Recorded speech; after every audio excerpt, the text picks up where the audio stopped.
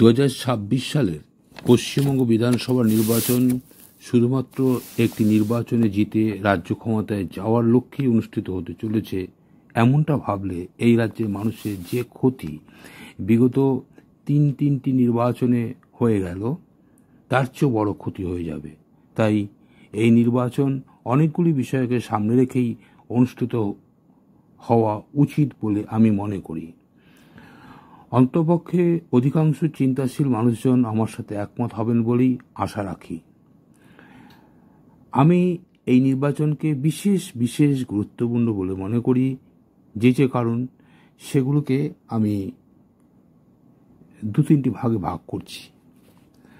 প্রথমেই আমি বলবো, কৃষিতে যে সাফল্য বিগত বামফ্রন্ট সরকার এনেছিল সেটা প্রায় ধ্বংস হয়েছে গত 12 বছরের বেশি কাল ধরে। সেটা হয়েছে অনভিজ্ঞতা, খামখালিপনা আর অপরিমাণ দস্যিতার ফলে। বামফ্রন্ট সরকারের সময় কৃষিতে ব্যাপক সাফল্য এসেছিল। 1976-77 সালে রাজ্যে খাদ্যশস্য উৎপাদন হতো মাত্র 74 লক্ষ মেট্রিক টন, আর 2010-11 সালে সেই পরিমাণ দাঁড়ায় 170 লক্ষ মেট্রিক টনে। বিষয়টি একটু বুঝিয়ে বলি।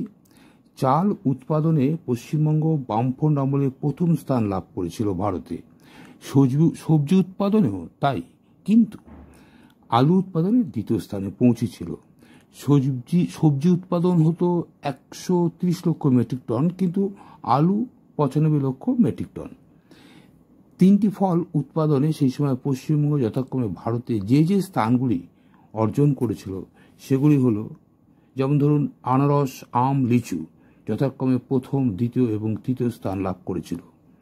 মাছ উৎপাদনে 1.5 যুগ ধরে প্রথম স্থান অধিকার করে রেখেছিল, যেটা আগেই উল্লেখ করলাম।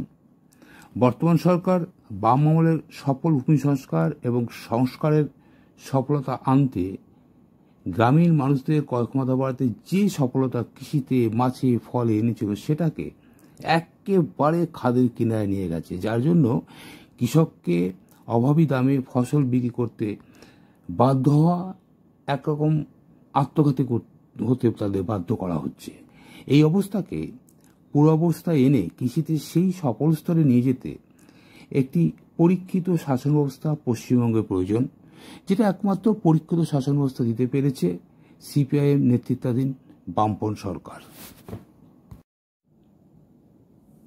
এক দশক আগে কখনো ভাবা গেছে পশ্চিমবঙ্গে বামফ্রন্ট সরকার থাকবে আর ভিন রাজ্যে 15 থেকে 29 বা 32 বছরের যুবকদের এত হারে কাজের সন্ধানে গিয়ে, যে করোনা প্যান্ডামিকের সময় যে অপরিকল্পিত লকডাউন হলো তাতে যে দুর্বিষহ জীবন যন্ত্রণা ভিন রাজ্যে কাজ করতে যাওয়া আমাদের রাজ্যের যুবকদের পড়তে হয়েছিল, সেটা হতো কখনো বামফ্রন্ট সরকার থাকলে? বামফ্রন্ট সরকারের শেষের 6 বছরে রাজ্যের শিল্পায়নে, বিশেষত উৎপাদনমূলক শিল্পে জোয়ার এনেছিল।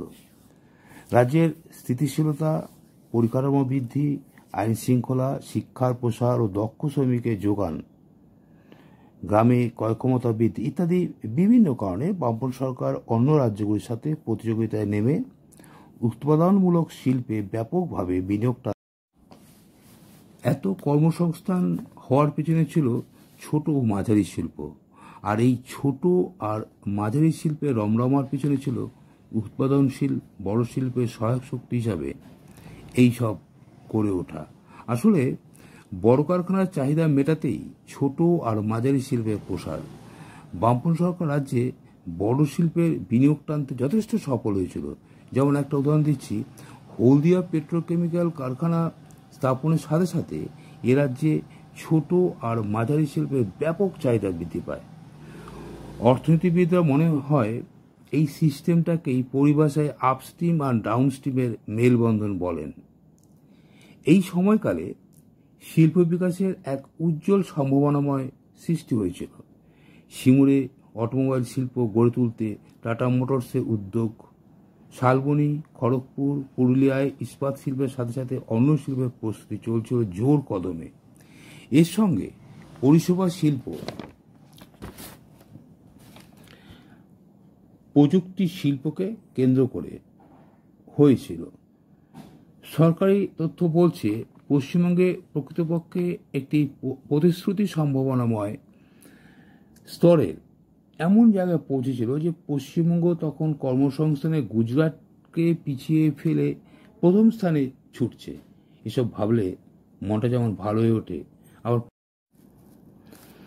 আবার পরক্ষণেই বামপন সরকার চলে যাওয়ার পর এই যে সর্ববিষয়ে এক প্রচণ্ড স্থবিরতা বা খাদের কিনারায় রাজ্যটাকে এই 9 বছর, এই 12.5 বছরে টানতে টানতে নিয়ে যাওয়া, তাকে আবার স্বমহিমায় ফিরিয়ে আনতে একটা পরীক্ষিত শাসন ব্যবস্থার প্রয়োজন।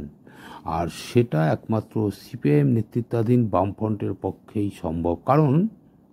কারণটা কিন্তু ওরা পরীক্ষিত। আমার বেশ মনে আছে, আমার এক সাংবাদিক বন্ধু প্রায় বলতো, জানিস তোদের বুদ্ধবাবু নিরুপম সেনবাবু কি বলেন?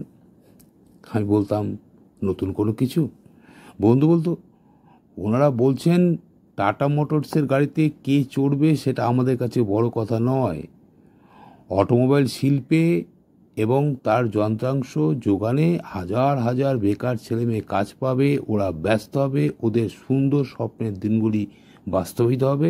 আমরা সেদিকেই তাকিয়ে আছি। এই রাজ্যকে খাদের কিনারা থেকে প্রথমে উদ্ধার করতে হবে। এই রাজ্যের হৃত মানবিকতা বোধ, মূল্যবোধ, নৈতিকতা বোধ ফিরিয়ে আনতে হবে। গণতান্ত্রিক অধিকার ও জীবনের প্রয়োজনীয় যে নিরাপত্তা, সেটা ফিরিয়ে আনতেই হবে। কোনো মানুষের নামে মিথ্যা মামলা, জরিমানা করা, ভিটেমাটি ছাড়া করা, এসব রাজ্যের প্রগতিকে স্তব্ধ করে দিয়েছে বিগত বছরগুলিতে। ফিরিয়ে আনতেই হবে সেগুলিকে দ্রুততার সাথে।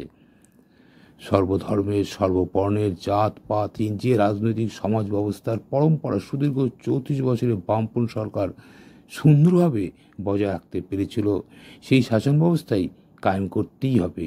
এটাই এই মুহূর্তের সুস্থ মননের মানুষের দাবি। তবে একটা কথা না বলে পারছি না, 2011 সালের বিধানসভা নির্বাচনের আগে মুখ্যমন্ত্রী বুদ্ধদেব ভট্টাচার্য সারা রাজ্য ঘুরে ঘুরে বলে ফিরছিলেন, এ কিসের পরিবর্তন? রাজ্যটাকে পিছিয়ে দেওয়ার পরিবর্তন? হলো কিন্তু ঠিক তাই। সারা রাজ্যের মানুষকে মিসগাইড করে, মিসলিড করে রাজ্যটাকে একেবারে পিছিয়ে দেওয়া হলো, রাজ্যটাকে খাদের কিনারায় নিয়ে ফেলে দেওয়া হলো।